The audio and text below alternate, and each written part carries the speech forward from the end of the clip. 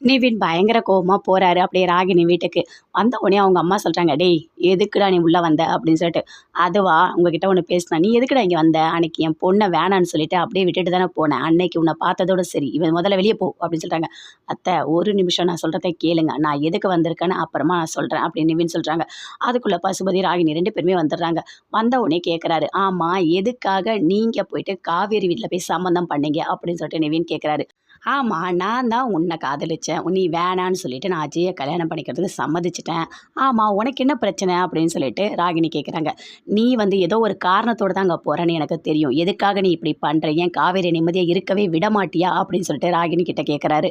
அதுக்கு நிவின் கிட்ட சொல்றாங்க, "இங்க பாரு நல்லா தெரிஞ்சுக்கோ நிவின்.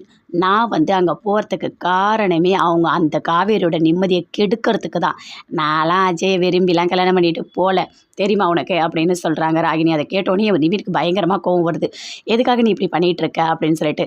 "ஆமா காவேரிக்கு தான் கல்யாணம் ஆயிடுச்சுல்ல. அப்புறம் நீ எதுக்கு சும்மா காவேரி பின்னாடியே சுத்திட்டு இருக்க?" அப்படின்னு சொல்லிட்டு ராகினி கேட்குறாங்க. "ஓ! நீ சொன்னல்ல, காவேரி இன்னும் கொஞ்ச நாள் கழிச்சு நான் கல்யாணம் பண்ணிப்பேன் அப்படின்னு சொல்லிட்டு, அதனால தான் பின்னாடி சுத்திட்டு இருக்கியா?" அப்படின்னு சொல்லிட்டு கேட்குறாங்க. "இப்போ உனக்கு என்ன பிரச்சனை? நீ எதுக்காக இப்படி பண்ணிட்டு இருக்கீங்க?" அப்படின்னு சொல்லிட்டு நிவின் கேட்குறாரு. "என் இஷ்டம். நான் அப்படிதான் பண்ணுவேன். யாரையும் கேட்கணும்னு எனக்கு எந்த அவசியமும் இல்ல." அப்படின்னு சொல்லிட்டு ராகினி சொல்றாங்க. பயங்கர கோவமா நிவின் அங்கேருந்து வராரு. பசுபதி சந்தோஷமா சிரிக்கிறாரு. "அப்பா இந்த நிவினை விடவே கூடாதுப்பா. இவங்கெல்லாம் நம்மள என்ன கஷ்டப்படுத்துனாங்க. அவங்களெல்லாம் இருந்து அப்படியே பழி வாங்கணும்ப்பா. கண்டிப்பா நீ சொல்றது எல்லாமே நடக்கும்." அப்படின்னு சொல்லிட்டு பயங்கரமா சந்தோஷத்தோட அப்படியே சொல்லிட்டு இருக்காங்க. வீட்ல எல்லாருமே பேசிட்டு இருக்காங்க. என்ன வேலைக்கு போகலையா?" அப்படின்னு சொல்லிட்டு கேட்குறாரு தாத்தா.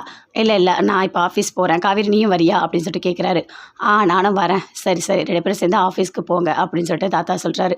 சரின்னு சொல்லிட்டு அப்படியே காவேரி கேட்குறாங்க, "என்ன அதிசயமா என்ன கூட்டிட்டு போறேன்னு சொல்றீங்க?" அப்படின்னு சொல்லிட்டு. "பரவால்ல வா 2 பேரும் சேர்ந்தே நம்ம ஆஃபீஸ் போலாம்." அப்படின்னு சொல்லிட்டு விஜய் சொல்றாரு. "விஜய் நீங்க போங்க ஆஃபீஸ்க்கு, நான் பின்னாடியே வரேன்." அப்படின்னு சொல்லிட்டு காவேரி சொல்றாங்க. சரின்னு சொல்லிட்டு நிவின் ஃபர்ஸ்ட்டு ஆஃபீஸ்க்கு போறாரு.